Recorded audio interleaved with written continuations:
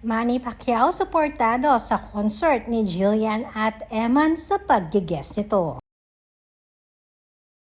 Natuwa na naman ang napakaraming netizens at pinakilig ng Jillman dahil na rin sa pagiging active muli ngayon ni Eman sa social media.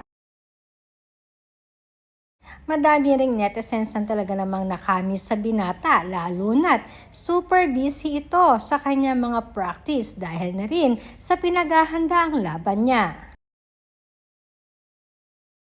At isa pa rin ay ang kanyang pag-react ng heart sa isang post ni Jillian. Kaya naman ayon na rin sa mga netizens ay pagpapatunay lamang di umano ito na sadyang okay naman ang samahan ng dalawa.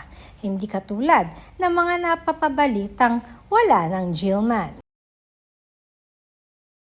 At ngayon ay maugong ang pinag-uusapan ang sinasabing big concert ni Jillian Ward. At marami na rin na excited sa pag-guest dito di umano ni Eman Pacquiao.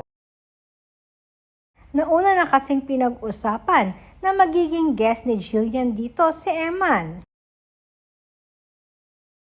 Kaya naman ayon pa sa aming source ay nagbigay din ng reaksyon ang papa ni Eman na si Manny Pacquiao.